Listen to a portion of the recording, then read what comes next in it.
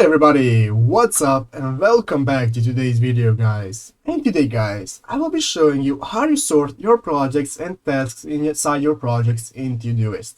So yeah guys, make sure to watch this quick and easy video till the very end, follow my steps correctly, so you can make sure this works the same for you and that you can do this yourself. But yeah guys, let's get straight into it.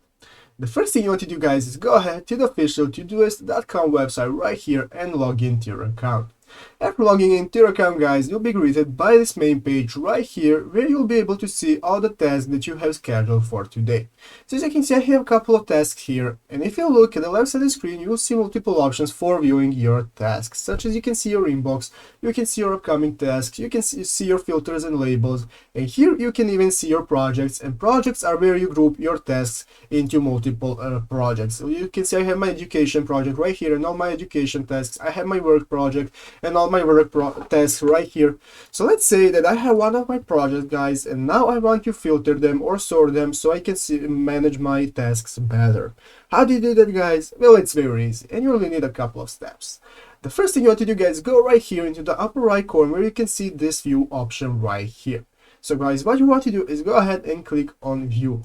Click on view guys, this will now open up this new drop down menu where you will have multiple options such as the view option, sorting option, filter option, so on.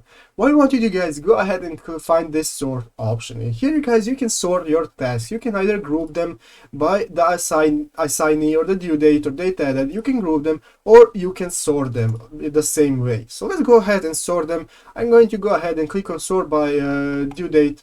And now this will change the order of the tasks depending on the due date. So you can either reverse it, and as you can see it will change the pending order. You can use this filter however you want. You can sort it by whatever you want so that you can manage your tasks better.